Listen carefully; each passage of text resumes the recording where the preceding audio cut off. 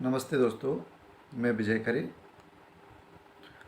आज की वीडियो में हम डिस्कस करते हैं कि ध्यान और ज्ञान की सबसे बड़ी सीख क्या है। सबसे बड़ी सीख होती है खुद को देखना।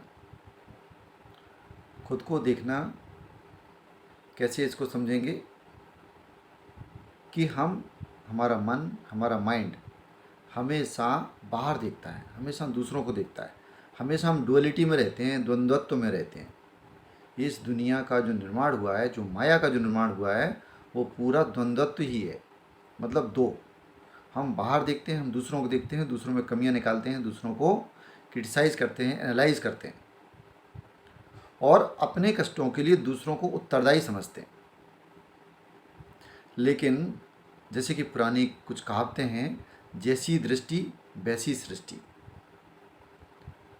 जैसे आप हो यत पिंडे तत् ब्रह्मांडे। जैसे हम होते हैं, हमारे विचार होते हैं, हमें सामने वाले के विचार, सामने वाले के एक्शन, सामने वाली जो भी चीज़ें हैं, जो भी एक्टिविटी हैं, सब हमें वैसी ही दिखाई देती हैं जैसा हमारी मनोस्थिति होती है। अगर कभी हम प्रसन्न हैं तो हमें बाहर की दुनिया रंग बिरंगी लगती है, अच्छी लगती है। और कभी हमारा मन अगर खिन्न है, हम अप्रसन्न हैं, किसी बात से टेंशन में हैं, तो किसी का किया हुआ मजाक भी हमें बुरा लगता है। अच्छे फूल और बगीचे भी हमें कांटे जैसे लगते हैं। तो हमारा ही ये दुनिया दर्पण है। हम दृष्टा हैं और तो दुनिया दर्पण है। हम बाहर देखेंगे तो हमें हमारे ही सोच दिखती है। तो इसलिए ध्यान में आंखें बंद करी जाती हैं और ज्ञान में ये कहा जाता है कि अपने अंदर ही देखो, स्वयं को देखो। हाँ, कहते हैं ना, एक उंगली अगर हम किसी को दिखाएंगे तो 3 उंगली वापस अपनी तरफ इशारा करती हैं। तो हमेशा इस बात का ख्याल रखना चाहिए कि जब भी किसी को देखकर कोई भी थॉट आए, सबसे पहले अपने थॉट को देखो कि ये थॉट कहाँ से उठ रहा है, ये विचार कहाँ से आया। किसी के काम को देखकर कोई क्रिटिसाइज करने का मन करता है, आलोचना करने का मन करता है, ईर्ष्या, द्वेष, कुछ भी उठ रहा है, क्रोध उठ रहा है, कोई भी उठ रहा है, तो आपको हमेशा अपनी तरफ देखना है, खुद की तरफ देखना है। हमेशा अपने विचारों के प्रति विजिलेंट रहना है, हमेशा उनके प्रति दृष्टा भाव रखना है, साक्षी भाव रखना है। तो यहाँ पर आके सारा आपको लगेगा, सारा ध्यान का, हमेशा ध्यान भी यही कहता है, ज्ञान भी यही कहता है, आपको दृष्टा भाव में रहना, आपको साक्षी भाव में रहना। जो भी हो रहा है उसको होने दो, लेकिन ज़्यादा एनालाइज करने की कोशिश मत करो। और अगर आप कुछ विचार आ भी रहा है तो उसके दृष्टा बन जाओ।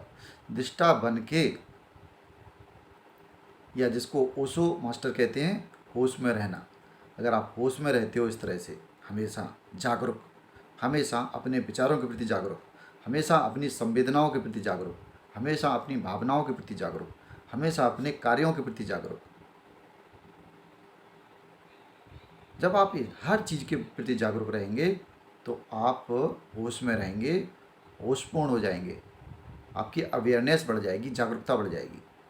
और जब आपकी जागरूकता, अवेयरनेस अपने प्रति सेंटर हो जाएगी तो आप फिर सही से समझ पाएंगे, ठीक ठीक सत्य जो है उसको सत्य के रूप में ही ले पाएंगे।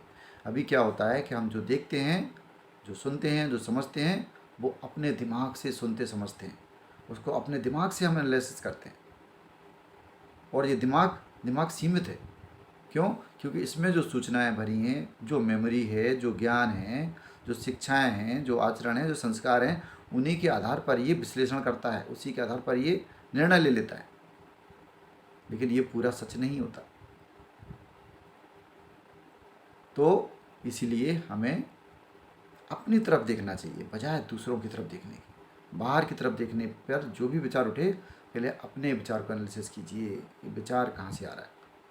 तो आत्मावलोकन इसको बोल सकते हैं हम, खुद को ही अवलोकन करना, स्वयं को देखते रहना। तो आज की वीडियो में इतना ही।